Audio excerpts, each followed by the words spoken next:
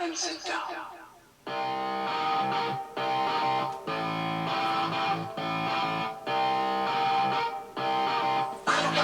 Good evening, everyone! Welcome back once again to Vicious Rants! And of course, I am your host, Mr. Main Event himself, the often imitated, never duplicated superstar, Tim Vicious. And we're gonna go raw this week. Was in Quebec City in Quebec, Canada. Now, before we do, gotta go over a couple things. First things first, we gotta pay these funny little gimmicks called bills. So, if we can, if y'all could just do me a solid, you see that QR code right up there on the screen? You know, if you're watching the video, you see that one right there? Scan that. If you're listening to this on audio, click the link in the description tab. It'll take you to WWE Shop. That is our affiliate link. We are WWE Shop affiliates. You buy whatever item your heart desires, whether it is a Alexa Bliss Lily doll, whether it's a Jey Uso Yeet doll, or you always see me rocking sweatbands, you know, if you want to get a sweatband of the one and only L.A. Knight, yeah. Or even you want to go retro, you want to go and get yourself a DX Suck It shirt, by all means, go ahead, get whatever you want, use our affiliate link, and we here at the Vicious Studios receive a small nominal commission from each purchase. And folks, I'm gonna let you in on a secret here. If you have any discount codes, you can still use them while using our affiliate link. It's not a problem, it's not a bad thing. In fact, if you have discount codes for your purchases, I highly encourage it. Use them. Thank you. With that in mind, also, help support the show with getting some Vicious Rants apparel, just like what you see me wearing right now. I make this tank look good, but folks, you can make this tank look good on you as well. We also have t-shirts, women's tees, toddler tees, baby onesies, and even long sleeve tees because, well, we're in the dog days of summer and autumn and winter is creeping right around the corner, so gonna want to help keep a little bit warm, and what better way to do that than with some Vicious Rants apparel. It's a perfect gift for somebody you love, somebody you hate, or if you just want to get a shirt, so that way you can give it to Goodwill and you can hold on to that special shirt you've had for 10, 15, even 20 plus years that you refuse to let go. Of, I fully understand. So, now that we've gone over that, the big breaking news that has happened over the course of the past few days. First and foremost, it was officially announced later in the week, last week, WWE has made a new deal with ESPN where their PLEs are going to be exclusive to ESPN, and it was a multi-billion billion-dollar deal, and it's going to be set up in a DTC direct-to-content or direct-to-consumer type model where it's going to be on an ESPN app, and the kicker is you have to pay $30 for each show, as opposed to on how we've been doing it and how we've been hardwired for roughly about 10 or so plus years with just in streaming with, okay, I pay X amount a month, or if I do the annual fee, that much, and then boom, I got it all. Yeah, I am definitely seeing a lot of people signing up for VPNs, and much like the old song said, here's to us, live long and long live a piracy. Now, here's also another plot twist. If you have regular terrestrial cable like Comcast or Spectrum or such, or if you have YouTube TV or Hulu Live TV, DirecTV Live, and all that kind of stuff, and you have regular old ESPN, you are able to get access to it at no additional cost. That is the information that's been said. So I see that as a small shot in the arm almost for cable, because, well, let's face facts. I've said this multiple times before. The only thing keeping terrestrial cable alive is news and sports. Live news and live sports. That's it. And yeah. So speaking of the other set of news, this is not wrestling, but it is TKO related, and the news broke this morning, and it was a big frickin' deal. The UFC is now officially leaving the pay-per-view market. That's right, they have just signed a multi-billion, with a B, billion-dollar deal with CBS Paramount, to where their content, the UFC, is going to be exclusive to Paramount Plus. So what that means is, you can go on, you sign up for Paramount Plus, next thing you know, you want to go and catch UFC 316, boom. You want to go on there and catch the next UFC fight, boom, you got it. Their content's going on there. I'm cool with that. I think that's a great leap for them. I think they're trying to take a page from what WWE did, where, you know, we could make more money by telling somebody, hey, we'll let you license our material and put it on your channel. That's on how I see it. Either way, I'm glad to see that for UFC. With WWE, I'm kind of iffy right now, and more so outside of that, with the whole having to pay $30 if you don't have the cable for the show. My concern outside of that, more than anything, is where's the library? Because nobody has said anything about the library. Because let's just get straight to the facts. WWE is a content-based business. So yeah, the live content is going to be on ESPN.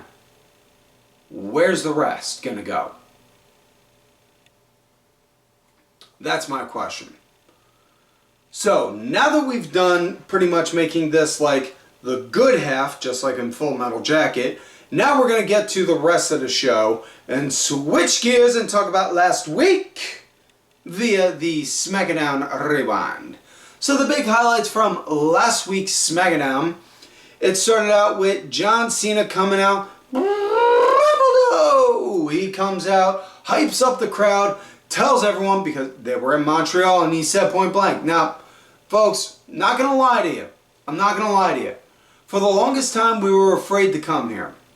We were because, well, you guys know why we were afraid to come here for the longest time.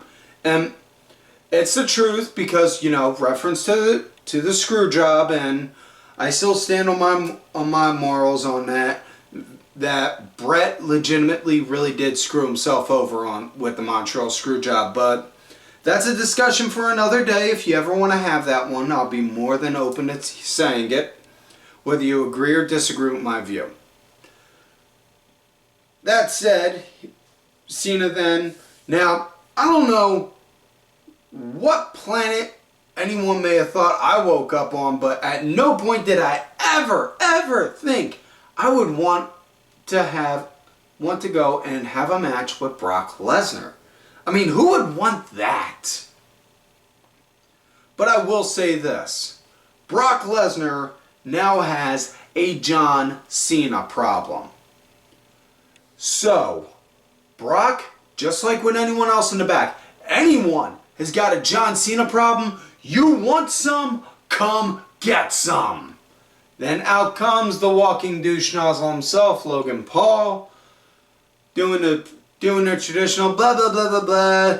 Montreal sucks. You guys are crappy French. Blah blah blah. John, what I propose is you and I have a match. But not just at any point in time. I'm talking about in front of a great audience. A wonderful crowd. A French-speaking crowd. Not this one, of course, though. I'm talking about Clash in Paris. I mean, come on. Seriously? This is Montreal. So, that got me... So, he issued the challenge for a match at Clash in Paris. Cena obviously accepted. Then there was a sneak attack by Drew McIntyre. Just as it was about to become a 2-on-1 beatdown, Cody comes and saves the day. And then it officially gets made into a tag match later on, which was the main event. So let's just talk about that main event now. The Cena and Cody versus Logan Paul and Drew McIntyre. It ends in a DQ when Logan Paul legitimate goes straight up, boom, low blow onto Cena right in front of the ref. Ref calls for the bell right on the spot. Cena and Logan Paul fight into the back. Cody and Drew are fighting on the outside. Cody slams Drew's head up against the steps. Turns away for a minute. Catches his breath. Turns back around. Next thing you know, Drew, wham, cracks him with the title, and then just looks like he just hit, oh shit, we just hit the Scottish Psychopath button. So as Cody, he's down on the ground, getting his bearings. McIntyre, boom, hits him with like a short little Claymore kick, and pop, and get the word right, damn it. And then makes the bottom part of the table explode and Cody get buried into the underbelly of the table. And then then the show ends with McIntyre having a crazy sadistic look on his face like, yeah. So the other highlights from SmackDown were the Motor City Machine Guns had a match against the MFTs. It was Tala Tonga and Tangaloa, I believe it was, if memory best serves. But they had a match. Went pretty good. MFTs got the win. Not much of a shocker. After that, Solo got in the ring, did atypical heel. I'm always ready for a fight, but there ain't no one here worth my time. Ain't no one here ready for me. So boys, let's just go because this town sucks. And as they're about to leave, Nick Aldis, whoa, Solo, hold on now. Now, you always say you're ready for a fight, so I went out of my way to go and get an opponent for you. It's somebody you know very well, and it's somebody Montreal knows very, very well. Their own prodigal son. Hit the music. Oh, hoo-oh, hoo-oh, hoo-oh. Ole, it's Sami Zayn. Sami Zayn comes out, and I know a lot of people are saying, oh, Sami's on Raw, why is he there on SmackDown, blah, blah, blah, blah, blah. Okay, folks, I'm going to let you in on a little secret here, in case some of you may not know. Any show that is being filmed or aired in Canada has to have a set number of Canadians on it. So, yeah, like legitimately they have that as a law. So, yeah, take with that as you will, but either way. Then we had Sami Zayn versus Solo. It was a decent match. Sami wound up getting the win clean, I may add, by doing a quick roll up on Solo when he was trying to go and play dirty. But after that, then we had Charlotte Flair doing a birthday celebration for a little Miss Alexa Bliss because her birthday was the following day. And she presented Alexa she gave Alexa her cake to have. So let it not be said, Charlotte Flair is not nice because she offered Alexa Bliss a sample of her cake on live TV. I am never not going to have fun with these innuendos. Then she gave Alexa another gift. She had a little shirt for her Lily doll, the We're Not Friends shirt, and then she brought out the Charlie doll that Bliss gave Charlotte about 4 years ago, and it was wearing one also like, yeah, I know it's kind of creepy and tacky, but hey, it's the thought that counts. And, you know, if we're going to be partners, Lily needs a partner too, so there's Charlie.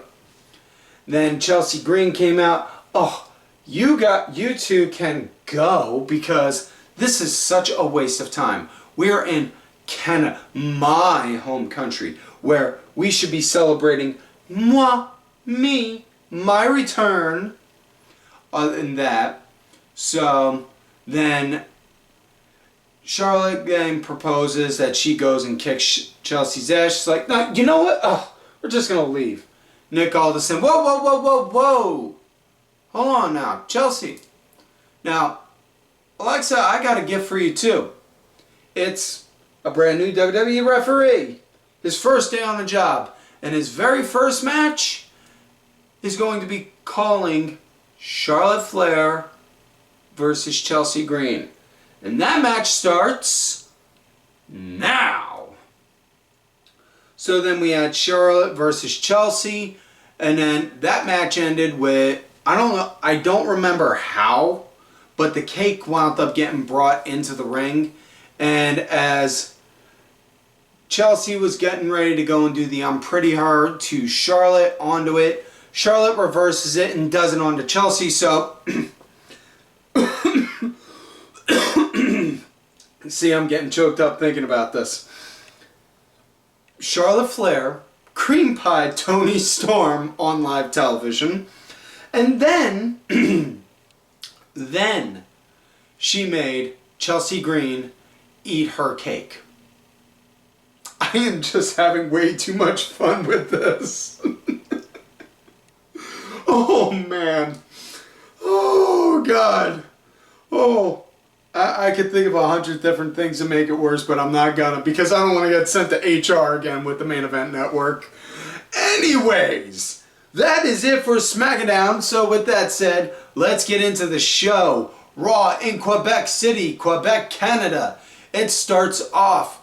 They officially announced, first and foremost, Naomi was scheduled to do have a title defense against Io Sky tonight. However, Naomi is not medically cleared, so she is not able to compete tonight. More information on that will become available as they get it. No more information came out after that. That said, though, then we got Clarence Montague Punk, the Pepsi King of Chicago, coming on out and addressing, so, you guys saw SummerSlam, huh? It's a great show, huh? For the first time in 12 years, I was back at the top of the mountain. I was World Heavyweight Champ. Then Seth Rollins came out. And Seth, listen, man, you pulled off a trick, you faked a knee injury just to get to me, and then just to go and cash in on me. Seth, I can tell you right now, you got what I want, and I'm coming for it. Ain't nothing stopping me. And that was basically to sum up everything he said. And then Punk was interrupted by L.A. Knight, yeah, who came out and looked at him. Now listen, you got issues with Seth Rollins. I understand. I do too. But the issue I got is I was in the middle of a world title match. Now you've been to the top of that mountain already. Multiple times. First time in 12 years you got a taste of that gold again. That's great for you. I haven't had a taste of that yet. I was in the middle of it. I got a chance. I'm in the middle of my match and what do? You come out running roughshod and get a DQ. Get me a DQ and cost me my shot. So what I'm saying to you is, you got problems with Seth, you take it up with Seth, but not on my time, not on my dime. When I get my next shot, you stay out the way until business is done. Got it? Punk just looking at him. Really? So we're going to play like that, okay. You know, from what I'm hearing a whole lot of that, but what I'm not hearing is, thanks CM Punk, thanks for saving me from getting a 3-on-1 beatdown. Thanks for helping make sure I don't get put on the ass end of an ass whooping. You know, I'm hearing a lot of this and instead of that. And you know, I'm just thinking, you want me to wait at the back of the line? But I had to break it to you, but the line starts with me. So Knight gets back in his face. Tell you what, I'm going to do you a favor. I'm going to go challenge Seth Rollins for the world title. Yeah. Then I'm going to beat Seth for his title. Yeah. Then when I'm world champion, I guarantee I'm going to give you a shot and have you be my first title win. Yeah. And then as that's going on, you can feel the tension rising between the two. Like, okay, who's going to throw the first punch? Then we get interrupted by Mein Savior, Paul Heyman, who then proceeds to go on and talk about on how, you know, Punk and Knight, you two can argue all you want, blah, blah, blah, blah, blah. But, you know, you guys aren't nothing compared to the ultimate badass Braun Breaker, or the tribal thief, who wears the shoe La Fala, Big Bronson Reed. And then next thing, back and forth squawking, blah, blah, blah, blah, blah, blah, blah, blah, blah, blah, blah. And then a proposed tag match for the end of the night where it's Punk and Knight going against Braun and Bron. So that happens. We're going to get to that in a minute, but before we do, let's get into the first match of the night. It was Uncle Alan AJ Styles, Uncle going up with Dragon Lee, teaming up against the greatest luchador to hail from the Gulf of America, El Grande Americano, and Dirty Dominik Mysterio. And this match was more so just to hype up Triple Mania coming up this Saturday, because the main event in Triple Mania, it's El Vikingo defending the Triple Mania heavyweight title against El Grande, Dominik, and Dragon Lee. I'm just saying, I think it'd be really cool if El Grande won and went over the top with all the Super Pro America, USA America #1 bit, just to piss people off down there. That's just me, though. Either way, as far as this match went, the baby faces, they were leading at the start and into the commercial break. Dragon Lee became the punching bag. Uncle Alm, AJ wound up getting a hot tag in, cleaned up house, and then the match came to an end when Dominik, who was wearing a mask to honor his great uncle, the first Rey Mysterio, the original Rey Mysterio, he took the plate that El Grande had, loaded it up into his mask, and then wham! Headbutted AJ for the 1, 2, 3. He headbutted AJ and then El Grande pinned him for the 1, 2, 3, I should say. So we're definitely going to be getting a rematch between AJ and Dom. Smart Money is on Clash. Secondary will probably be the show after that. I believe that's a Saudi show. But either way. Next up, we got Sami Zayn once again going up against Rusev. And before this match came to be, saw Adam Pearce get up in Sheamus's face. He told Jimmy point blank, listen, I don't want a repeat of last week. Whatever issues you got with Rusev, you do not drag it out there like that. And Sammy looked at Sheamus also, listen man, I get you got problems with Rusev, I do too, but I'm asking you, this match means a lot to me. Just do me a solid. Wait until after the bell. Wait until the match is done. And then after that, you can do whatever you want with them. Alright, I'll wait until the match is done. You got my word. So, right at the start, Rusev, he was powering over Sami. Sami wound up fighting back very much, I don't want to say in a Rocky kind of way, but it felt like it was almost, if you were watching the match, you could almost kind of hear the Rocky soundtrack building up with Sami as he was building this comeback, like bum, bum, bum, bum, bum, bum, bum, bum, bum, like that with him. Like, yeah. So, Either way, match came to an end via a disqualification when Solo and the MFT came out and attacked Sami. And after that happened, then Sheamus came up out of nowhere, started beating the piss out of Rusev. They fight and they start getting into the crowd, and then they start getting into there. Next thing you know, it goes like that, and then you hear Pierce yelling, and I mean like screaming at the top of his lungs, where he's getting red, and you can see the veins popping off his head onto the refs. What the hell is this? I told you to separate them. We did separate them. Well, like you did last week? No, make sure they are now. Yeah, like, I am not pissing that man off. Next up, we got Io Sky going up against Roxanne Perez. And this match came to be because since Io couldn't compete, Roxanne and Raquel, they were talking with Pierce because they wanted to know, hey, since Naomi's not medically cleared, what's the deal with the world title? Io just like, I still want my title match. So Roxanne was like, yeah, whatever. Listen, let some of us who deserve a shot get a shot, honey. And then Pierce was like, you know what? Let's have you two go at it tonight. So here we are. Really good, solid action. Roxanne leading at the start with Io building up a comeback. My God, this was probably hands down not even probably, this was hands freaking down the match of the night.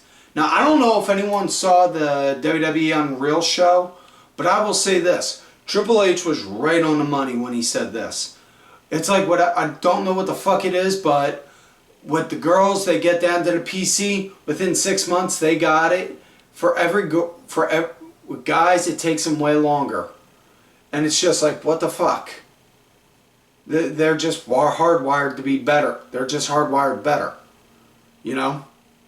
And that's pretty much feels like what it is. Like, damn! Because you look at the women talent compared to the guys, and it's just like, my God. These girls just are naturals. Holy shit. Yeah. But this is a great match. This was hands down match of the night. It came to an end when Raquel was arguing with the ref up on the apron. Raquel was over here. Next thing you know, Asuka and Kairi came up over on the other side. Was holding Roxanne for Io to go and do a strike to. Io was about to go and do a strike. Roxanne got that. Whoa. Sorry, guys. Sorry. I'm sorry. I almost hit you guys. I'm sorry. And as she's backing away, Roxanne hits her. She gets shoved into Asuka and Kairi. And next thing you know, she winds up doing a roll-up for 1, 2, 3. They show a backstage argument between all three of them. Asuka, Io, and Kairi.